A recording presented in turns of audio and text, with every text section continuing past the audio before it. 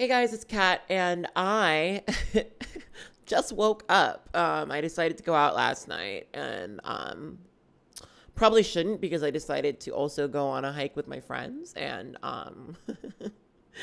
naturally, I am going to, record a video before I go out because that's the responsible thing to do, I guess. So I wanted to talk a bit about this particular topic that I brought up in a previous video, the Ally Industrial Complex.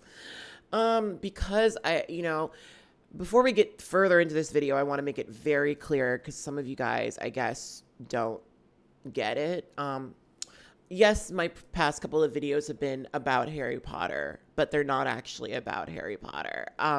For me, the Harry Potter incident, God, I have a different name for it every time I do one of these videos. For me, the Harry Potter incident is a pretty great way to kind of start some of the conversations I want to have because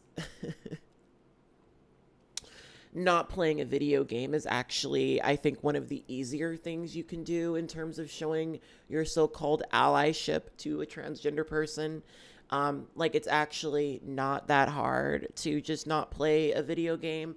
But the fact that so many people act like it is, for me, makes it pretty clear where things stand. It makes it pretty clear, to me at least, that allyship for a lot of people is a performance.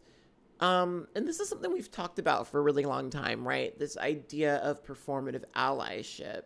And when we have these conversations, the canned response from a lot of people is this sort of reaction of, wow, I've tried really hard to be on your people's side, but nothing I ever do is good enough. And, I've kind of spearheaded some of those conversations where the reason I'm criticizing someone is because they very publicly have stated that they are a so-called ally, right? Because for me, when you make that statement that you are an ally, I do not anticipate that you are going to turn around and do things that, in my view, contradict that, right? But one of the things I think I've become a little exhausted with time is allyship in the way that we tend to talk about it. Because, I guess I'll just be specific, okay?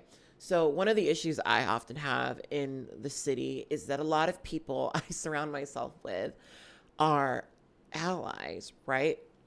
And so what this usually means is if I go to a BDSM social, there are a lot of people who will have conversations with me that are more about them showing me that they are on my side than actually engaging with me as an individual who is there for the same reason they're there, right? I tried to make a TikTok video about this, but it was just too long, so I guess I'll talk about it here. BDSM munches are usually about meeting other people who are in the BDSM community, right? But for me, what it often ends up being is an endless stream of conversations with white people who need to show me that they're on my side, right? And what's been kind of bizarre for me is observing that very specific way in which I fit into these people's lives, right? These are not people who call me when they're having their dinner parties. These are not people who include me when they, are going to the concert or, trying to band a bunch of people together to go on a trip. These are the people who only speak to me when they are in a situation where they need to prove publicly that they are one of the hashtag good ones, one of the hashtag allies, right? So, of course, even though what they are usually projecting to me is that they're not racist, they're not transphobic, they're not da da da da, my experience with them is that they can only engage with me up to the point where engaging with me makes them look good. And they can only speak to me up to the point where my race, my gender, my sexuality, whatever, um, you know, is the predominant thing they focus on, right? And it's really bizarre because, when we talk about inclusion, usually it means just, including people, right? But for a lot of allies, it's kind of become this weird thing where they go out of their way to show that they support, but then they do it in such an alienating way that it doesn't feel like support, right? It doesn't exactly feel like support, right? But what I'm often in the position, I'm often put into the position where I have to, I can't really draw attention to the fact that this doesn't feel like support. I have to be, I have to smile and nod my head and sort of express that I'm proud of them for, at the very minimum, doing the work, right? If I were to ever have a conversation with them that came close to, hey, maybe the thing you're saying you're doing, this allyship thing, isn't actually feeling that way to me, the conversation would flip, it suddenly would turn into, God, nothing's ever good enough for you people. Because the reality is, a lot of these people are usually having these conversations because they are still very uncomfortable, right? They are still very uncomfortable with the fact that, like, a Black person is around them, right? They want to be a good person. They want to be, a supportive person. They want to be known as a non-racist, but they are actually still racist. And when I say that, what I mean is they were usually socialized with racism, right? Most white people, whether they were deliberately taught about it or not, were raised with an understanding of whiteness. They often had racist family members who might have discouraged them from having closeness to people of color. And then, these people move to the city where they are now engaging with people of color, not as a concept or an argument, but as a reality. And they are grappling with the fact that they are a little bit more racist than they thought. They don't want to say, oh, I'm just like my racist uncle. They don't want to believe that, right? Because believing that would mean that they are the bad person, right? But this is part of where I think the allyship conversation becomes, I don't know, a bit complex, because there is sometimes not necessarily a blatantly stated idea, but there is sometimes a really subtle idea that at a certain point you will be able to embody the non-problematic person who never says anything wrong, who never plays into harmful things. And the harsh reality is that I don't think that's ever possible. It is an unattainable goal, right? But you can really beat yourself up trying to attain that goal, right? Everyone is dealing with their own shit, right? Everyone is dealing with their own stuff, right? And part of the human experience should be, I think, learning, right? Growing, shifting from your old understandings into newer, more solidified ones. So it's a journey for everyone, right? And whenever I've come in and criticized people who have claimed to be allies, if you pay attention, it's always been about, I think you can do better than this. I think you could take what you believed, was your support and make it more well-rounded, right? And, I say if you've listened, because a lot of people respond very negatively. Every blogger I've ever critiqued has negatively responded. And of course, if you watch the video, I'm almost never like, fuck this person, they deserve nothing. I'm always like, hey, let's talk about this. But that conversation is often met with, fuck you, you people want too much, you people are never happy, right? That's often how it is reacted to, right? This idea that nothing will ever be good enough, which of course is a very selfish reaction, right? Because to me, it's always been really obvious that if you claim to be an ally, if you claim to support people,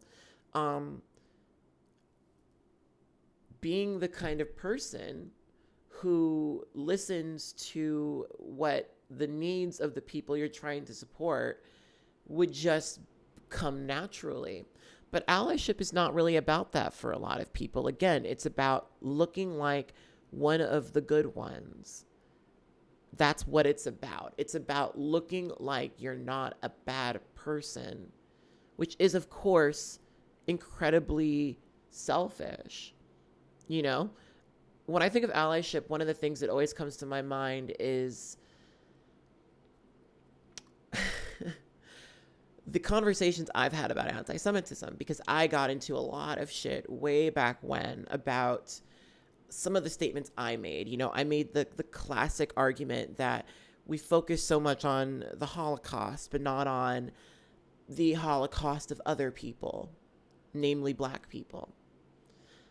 And I got pretty dragged in those conversations. And I'm actually so, to this day, thankful for it, because what it drew my attention to is the fact that we actually don't talk about the Holocaust that much.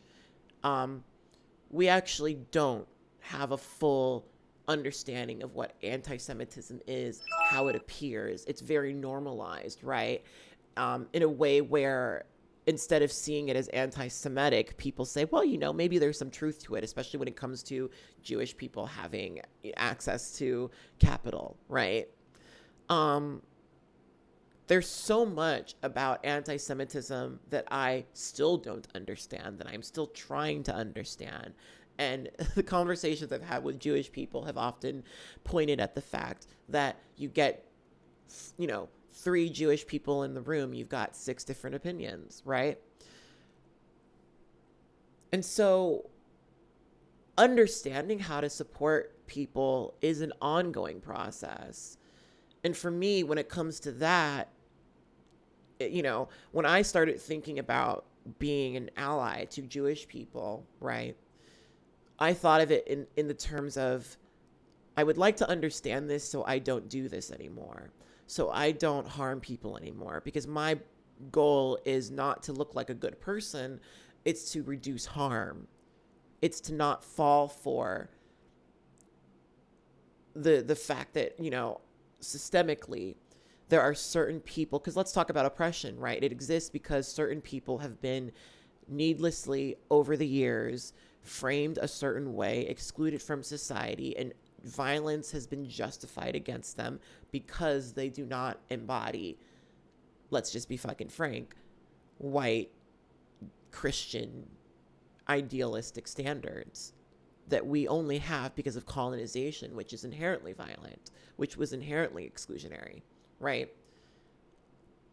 So functioning from that point, you have to understand that you were probably born into this world with all of this information that reinforces those arguments, right? So pulling yourself out of it, pulling yourself towards a position where you're doing less harm requires a lot of work. And what I've seen people do is they do this like, okay, buying Harry Potter game, again, to me doesn't make you a terrible transphobe, but it's really interesting seeing that people can't just buy the game and move on, right? They have to say, oh, I've also donated to the Trevor Project. Oh, I've also donated to this trans charity. I might have bought the game, but I donated money to the charity, which of course is not something that I'm going to fully dismiss, because yes, donating to charity is a great thing, but donating to charity and publicly stating that you're donating to charity is really more about your image than actually supporting and promoting what you want to support and promote, right? You see this all the time with rich people, where their bad deeds are swept under the rug because they donated X amount of money to charity. And I'll be honest with you guys, as a person who is now in a certain tax bracket, the way I think about charitable donations is I want for the money that I spend to go to, causes that I want to support more than the government, right? So I donate a lot of money to charity, but I don't come on here and talk about it because it's not about me. For me, it's not that. Like, I donate quite a bit of money to the Los Angeles Gay and Lesbian Center. The Los Angeles Gay and Lesbian Center was incredibly vital to me when I was in a position where I really needed support from anyone, honestly. They helped me out a lot, and I sort of look at it as I'm paying them back for it. So I've donated well over, $15,000 to the Los Angeles Gay and Lesbian Center over the years, right? And I feel really good about that. But also, it is indeed a tax write-off for me. So it has that benefit. But the way, again, I think about it is I would rather give the money to this charity than the government, right? There's something to me obviously publicly acknowledging that you're donating to charity is going to encourage other people to do the same. And I'm not, again, going to poo-poo that. But there's something so interesting to me about people who can't give in silence, who can't support in silence, like, my journey to understanding anti-Semitism has happened mostly behind the scenes. And when there's stuff that pops up, I try to use my platform to draw attention to how we've normalized anti-Semitism and why we shouldn't. But to me, allyship is not going to ever be about what does my audience think about it? What do people at large think about my allyship? It will always be, again, about reducing harm. In the last video, I spoke a lot about I spoke a lot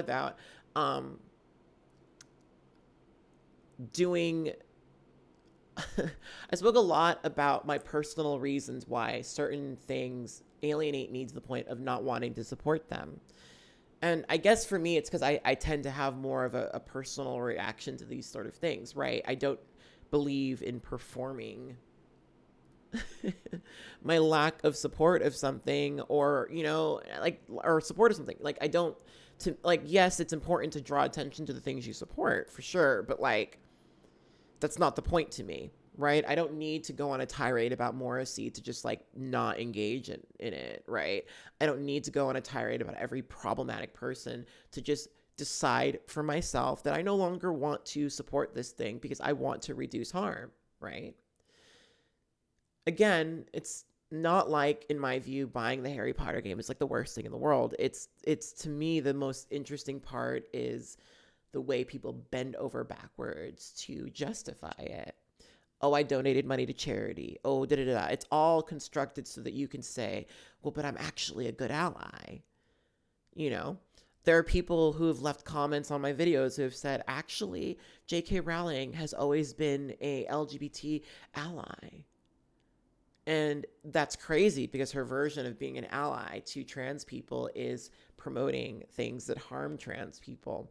We're capable of being able to know what is and isn't support, right? And obviously there's always going to be, much like Jewish people having multiple ideas about what anti-Semitism is, there are always going to be transgender people who feel differently. But what I've seen a lot of allies do is they seek out the opinion of the person who makes them comfortable.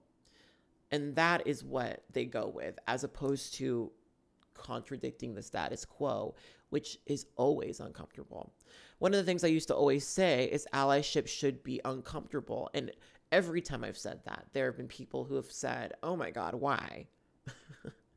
Which, again, reinforces it, right? It's never been about showing support to the people who need the support.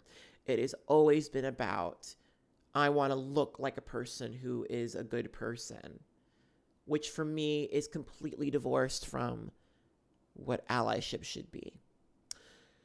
So, I do believe now that allyship is a scam, and not so much in, the idea of supporting people or trying to reduce harm, but in the image that we project onto it. There are people who engage in isms who want to be patted on the back because they also are an ally. And we've always had the conversation of, oh, do you want a fucking cookie for it? Because there's so many people who their allyship begins and ends at, look, I decided to be supportive to trans people. Give me brownie points, right? And it's just not, this way in which allies who tend to be of the dominant class weaponize their support and withdraw their support, to me, draws attention to the idea that this is not very, has never ever been very truthful support, right? There are a lot of people who I will always, disagree with, right? Like I, for example, don't agree with J.K. Rowling and a lot of the shit that she says and promotes, right? But I am also a person who will always align with women. First of all, because I am a woman, but because I understand how harmful this society is to women, so I'm always going to align myself with women and defending women and protecting women. That will just always be who I am as a person. But I don't need to come on and talk about that with you because it should be shown in my actions. That's the thing that gets me. I've taken, especially since moving to the city, to not really celebrating someone as an ally because of what they say. Because I've seen a lot of people say that they're allies and then engage in the isms, right? That's what makes a lot of the conversations I have with people so hard. I've seen them, again, turn to me and say, oh my God, I am such an inclusive person, and then exclude me, right? All the white people get invited, but I only hear about the party after the fact, right? I'm not actually included. I'm only there, to make, do you know what I mean? So I tend to actually resonate with people who act a certain way. Action for me says so much more than your, little shirt. I mean, I'm wearing a Dare to Resist Sexism and Homophobia. Let's see it. Let's actually see it. I want to see you resist sexism and homophobia and racism, because saying that you do is nice, but I need to see it, because, like, again, this situation for me is one of those situations where people are asking people to basically do nothing, right? But it's twisted into, oh my God, you guys are asking for so much, right? It's the actions that for me will always register as you being a person who is actually on my side. It's not the fact that you once wrote on Twitter that trans women are women. So on that note, I really got to go. I'm running late already because I decided to make this video, but I thought that I would throw those thoughts into the conversation as well. I think allyship is a scam. The ally industrial complex must end. All right, bye.